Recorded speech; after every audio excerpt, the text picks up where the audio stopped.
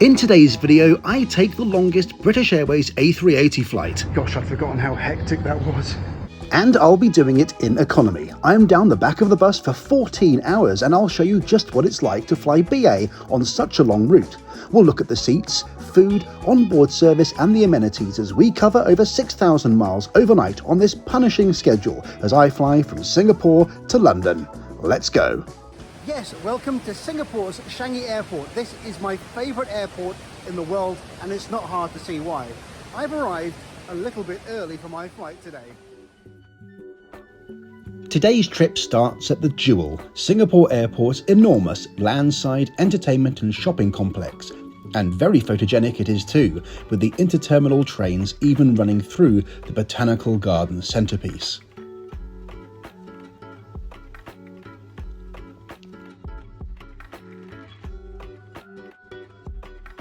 If you get kicked out of your hotel at 11 AM and need to kill time before an evening flight, this is a pretty great place to come. There is so much to do. It's not cheap, some of the attractions are ticketed, but I don't leave until after 11 PM today, and with storms covering Singapore, I don't fancy an afternoon in the hawker markets.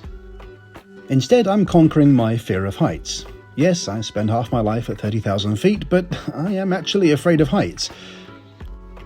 Also, I wonder if anyone has ever missed their flight from being stuck in this mirror maze. It took me quite a while to get out. At some point in the future, I still intend to make a video about spending 24 hours just at Changi Airport. This killed a couple of hours, but it's now time to head to the terminal.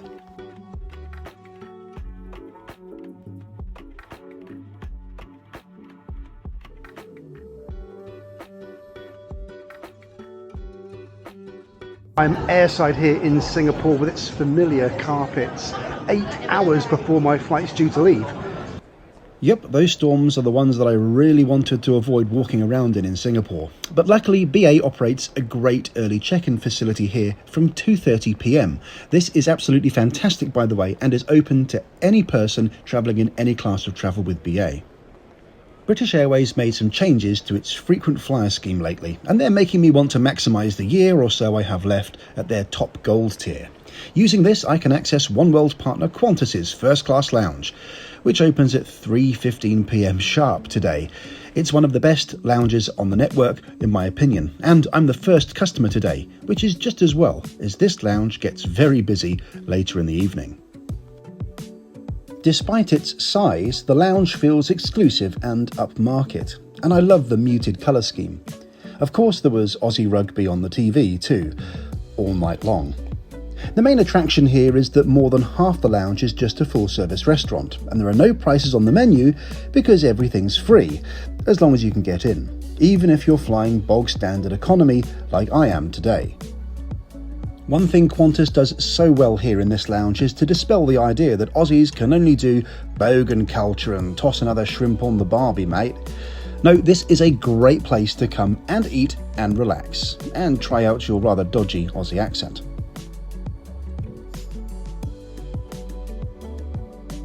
I reviewed British Airways first class earlier this year, and a few people thought I was being a little bit harsh by saying their shower suites weren't all that. Well, this is, in theory, a slightly lower class lounge because it serves all of the elite flyers as well, not just people flying first class. And this is a real cut above. There's even some natural light coming in from the ceiling, as you can see here. The shower suites even include mood lighting. Pretty impressive. You know, sometimes I really dislike doing pieces to camera because you can come to the edit and realise that something that you said just wasn't true. And while these shower suites are spectacular and they do have apparently natural light, it's 8 PM by this point and this is simply synthetic light made to look natural. It's really impressive, but it isn't the sun. Well, I've had a great time here. It's a bit of a shame I'm working and making a video because I would be here sinking a few more of these, but this will be my last for the evening. Oh, it's very tart, that.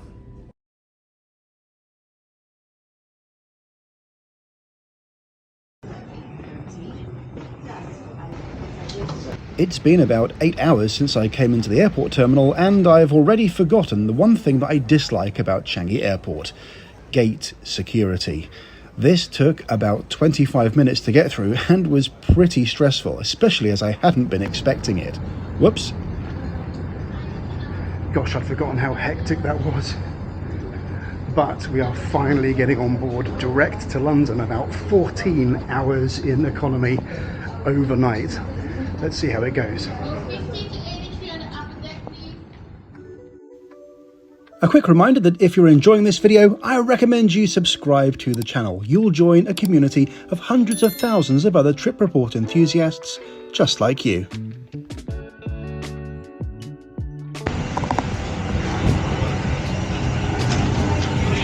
Today's video is sponsored by Surfshark VPN, an award-winning virtual private network. Surfshark is with me wherever I go, whether I'm taking my local train to the next town or whether I'm travelling round the world on crazy cheap airfares. There is Wi-Fi pretty much everywhere you look, but just how safe is it for you and your devices? Surfshark provides a great first-line defense against unwanted prying by anonymizing your true location and IP address. It's also available across my laptop and multiple other platforms I own, so it doesn't actually matter which of my devices I'm using. Apple, Samsung, even my laptop, I'm always locked in with Surfshark while benefiting from spoofing my geographic location. With over 3,000 VPN locations in over 100 countries, you'll also be sure to find locations to suit, especially if, like me, you like to unlock extended-length French football highlights to catch up on Ligue 1. Not bad. And that's why Surfshark is a huge part of my travel arsenal, whether I'm going 5 miles or 5,000 miles from home. Go to surfshark.com/wingin or enter code WINGINIT at checkout for a special deal. 4 extra months for free of Surfshark VPN.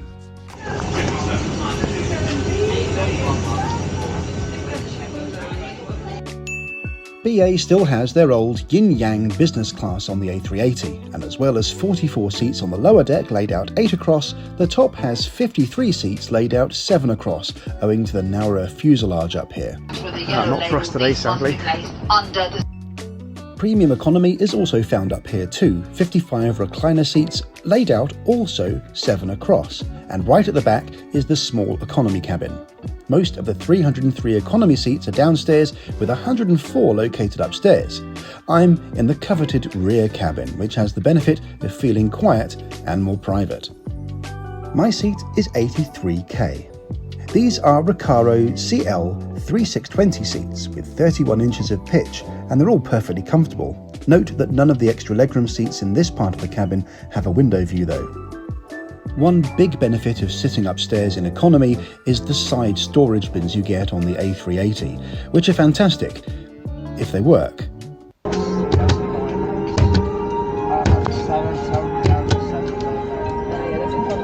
So that's me finally on board. This aircraft is 100% sold out tonight. There is not a single spare seat on the seat map, so I will have a seat neighbour. Thank God for Group 1 boarding though. I managed to get a pretty good shot of the aircraft as I walked through before. I had to fight through all the masses to get here. But yeah, we've got 14 hours in British Airways World Traveller this evening. There's no pre-departure beverage, there's not much of anything. We're going to have a great time though. One major downside of the window seats here is that the entertainment system boxes are located in the footwell. Luckily, I'm not too tall, but that is going to be really annoying if you desperately need that foot space.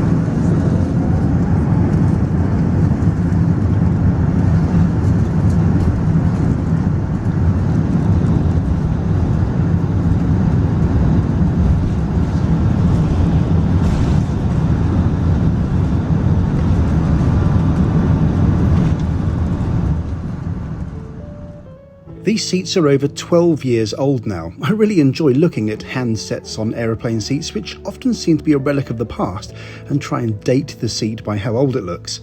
And I really do like the comfort of these economy seats, but sadly I've got a complaint. My charge point was completely broken. Normally I'd complain, but I do always bring a power bank as backup. Maybe I should complain for some bonus Avios. Fun fact, the very first video on this channel was funded by compensation Avios awarded by BA for a broken seat. One thing which wasn't broken, however, was the Wi-Fi. Now, I think this is a pretty steep price, £21.99 for full flight access, but in BA's defence, the Wi-Fi was excellent, it was fast, and it didn't cut out for the entire flight. Don't forget you can also find me on Instagram and Blue Sky, where I live document all of my trips as and when they happen. Now, I'm pretty sure it's fair for economy passengers to have to pay for Wi-Fi, but business class passengers, who might be spending 10 times the amount I did on their ticket, still have to pay exactly the same for accessing the in-flight Wi-Fi. How do you feel about that? I chose the back row for today's flight because I'm quite a guilty and self-conscious person. These seats offer 5 degrees of recline, but I don't like to recline into anyone, and I'm sure a few of you are like that.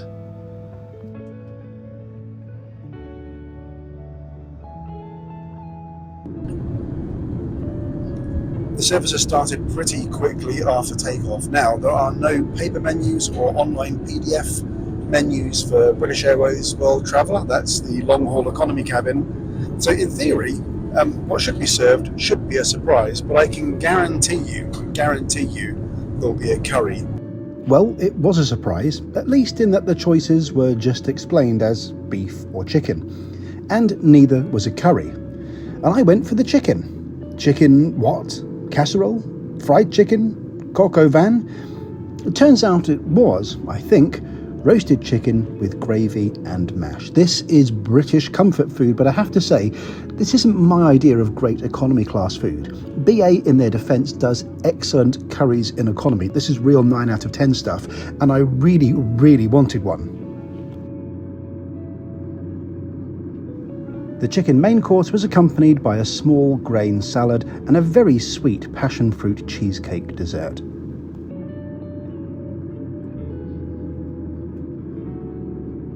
Well, that'll serve me right for being so confident. I was wrong. There is no curry on board today's flight, and to be honest, I'm quite surprised. Flying back from the Far East, and there's nothing aromatic or spicy on the menu, even in economy class. However, what I've had is acceptable. We're now a few hours in, passing over the Bay of Bengal. It's going to be a very long night ahead. It's pretty peaceful up here, and we're crossing the Indian subcontinent. I managed to watch most of it go past at 35,000 feet. I often get asked how to stave off jet lag, and this will sound like pretty unhealthy advice, but on a flight like this, I stay up until as close to midnight UK time as I can justify.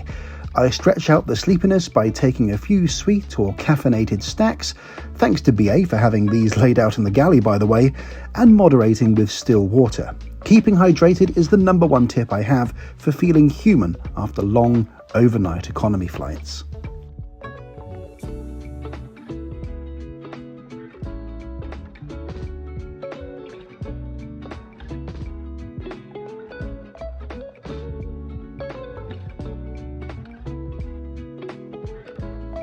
Has anyone ever had a good experience with economy earphones? Well, I used these to listen to a documentary on the design and launch of the Comet jet airliner, which stops just before the aircraft enters service. Hopefully, nobody of a nervous disposition used the in-flight Wi-Fi to look up what happened next. 159 economy and premium economy passengers share 4 bathrooms on the upper deck. That's about 1 bathroom for every 40 people on board. That's not too bad a ratio, and the toilets were clean, and I never had an issue with queuing.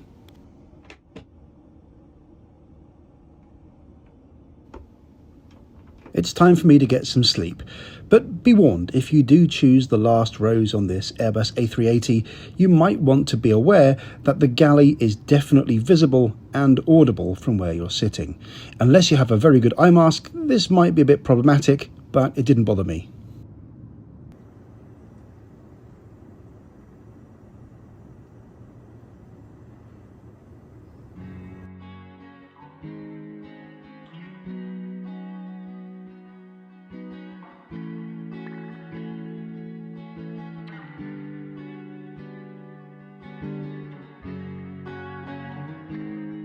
So it's something like 9 hours into the flight, and we have another 4.5 to go until we land at London Heathrow. And I've got to say, there are so many things about this flight which really underscore the fact that British Airways are not the premium airline they think they are.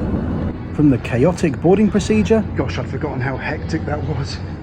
to a USB socket so completely broken it had no working parts at all left inside, and a mediocre no menu meal service, and yet another thing that wasn't properly looked after.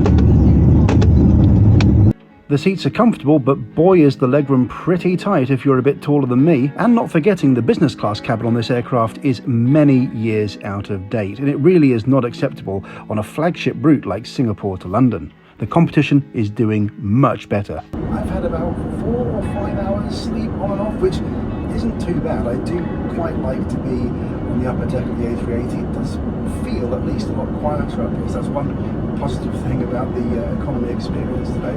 The other thing is the flight time is also really good. It leaves at just after 11 o'clock Singapore time, and it arrives at 5 a.m. in London, so regardless of which time zone you're on, you will want to sleep at some point. It is just that long.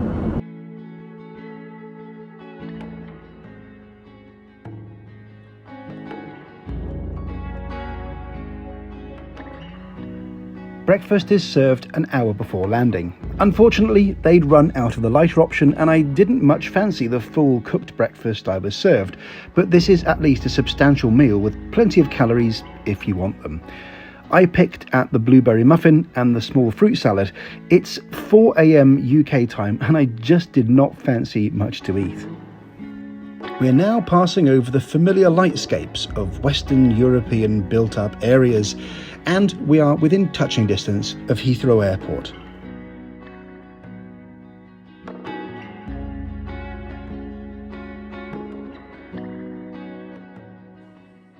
Just around 200 miles to run before we reach Heathrow Airport, and just over Northern Europe at the moment. Brussels on the left-hand side. You can see what signs will be going on in 20 minutes time from now. It'll never cease to amaze me just how busy the M25 can be at 5:30 in the morning.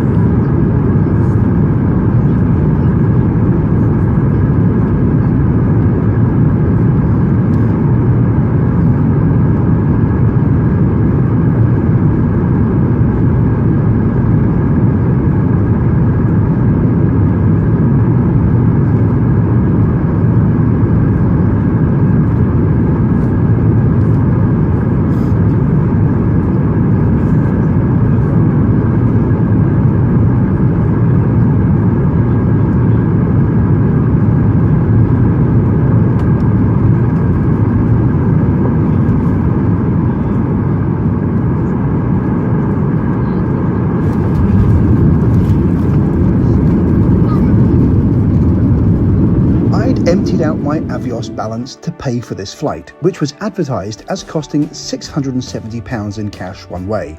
I paid with my last 7,950 Avios plus £340 in taxes one way for this ticket, and I think that is pretty good all told, and honestly at times I felt this video is bashing BA.